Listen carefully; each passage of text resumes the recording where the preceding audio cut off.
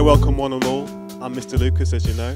I'm at the Regent's Park Mosque with a guy here who's flown in from the US doing his poetry. He's done the Def Jam poetry. He's been smashing it all over the US, and now he's here to show you some intriguing, intense and beautiful lyrics. He's here with me now. It's Mr. Amir Sulaiman. How you doing, brother? I'm very good, very good. How are you? I'm good. First time in the UK? Second time. So all I need is 2 minutes. Bismillah. I spit to protect you, I spit to take lives, I spit to give you backbone, I spit to break spines, I spit out sunshine, I spit out a headline, I write down a felony and spit out fed time, spit the poison, spit the medicine, spit adrenaline, spit so they scared to death, but more scared not to let us in, spit like a warrior, but speak like gentlemen, spit like I'm young and hungry, but spit like a veteran. What are you doing now? You're in London this time around. Yeah, I'm here with organization visiting Islamic Relief, and I'm visiting different universities when they're having a charity week, so they're raising money for the orphans and for the homeless around the world. And then also I'm doing some things with Soul City Arts Center, based in Birmingham, with Muhammad Ali, Aerosol Arabic, and he's putting some things together. Brother does very beautiful, like Arabic, like calligraphy thing. It's very dope. You got to see it. But I checked out your deaf poetry footage, and it's intriguing stuff. I love your poetry. It's like the story is like in every sentence you can picture what you're saying. For those who don't know, give a breakdown of Danger and she said she prefer a broken neck. Give us a brief breakdown on Danger first, but. With Danger, with the introduction I usually do for Danger is that this poem has 4 reasons for being. I am not angry, I am anger. I am not dangerous, I am danger. I am abominable stress, idiotic, relentless. I'm a breath of vengeance. I'm a death sentence. I'm forsaken repentance to the beast and his henchmen, armed forces and policemen that survive off of oil and prisons of today. Cup runneth over with lost souls that wear oversized caps like blindfolds. Shining. Number 1, it is a poem of desperation. Number 2, it is a poem to remind those who would like to be reminded. Number 3, it is a poem to remind those who would like not to be reminded. Number 4, it is to inform those that don't know. Same proportion as the criminals in black robes that smack gavels that crack domes, that smack gavels that smash homes. Justice is somewhere between reading sad poems and 40 ounces of gasoline crashing through windows. It's between. So it is a poem that is really the voice for people that don't otherwise have a voice. So whether they are oppressed, whether they are imprisoned, whether they are dead, whether they are, whatever their condition is that does not allow them to express their story, that poem, and actually many of my other poems are kind of expressions of their story where I kind of embody them, you know, for a few moments to express their struggle and their point of view.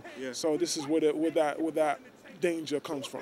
With a cat with a heart like Turner, a mind like Douglas, a mouth like Malcolm, and a voice like Chris. But like in the lyrics, you mentioned how you sound like Chris, KRS-One, I believe. And upon hearing it, I was listening to it and thinking, before you even mentioned that, I was thinking, he does sound like KRS-One. It's like a lot of people say that to you, that you sound like Chris, do they? Actually, that line made it in the poem. I didn't really think that I sound like Chris, right? But after every show, they'd be like, yo, you know who you sound like? Yo, you know who you sound like? So then, you know, I put it in the poem as kind of like a nod to what people probably were thinking before I even got to that part of the poem. You know what I'm saying?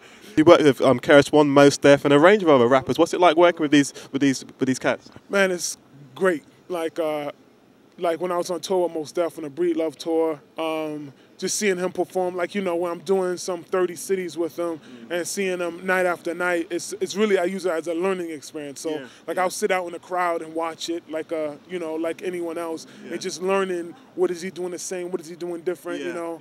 And at KRS-One show, I hadn't seen him actually perform until I was on the tour with him. And, yo, the level of energy and intensity, man, from start to finish, it was astonishing.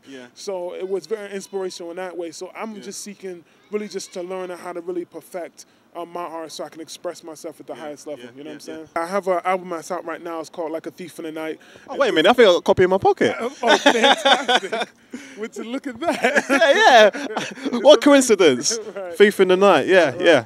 So this album, I have Most Def on this album. Musically, it's a lot of different looks to accompany to carry the poetry. Yeah, you know? yeah. I believe after some of your performances that you investigated by the FBI, I believe. Right. So after I did the poem Danger, not after I did the poem, after the poem aired, I was on the road and they came to where I was staying on the road, and I was teaching English at the time in a high school, and they went to the school and got my personal files and the names and addresses of my students and all this type of thing.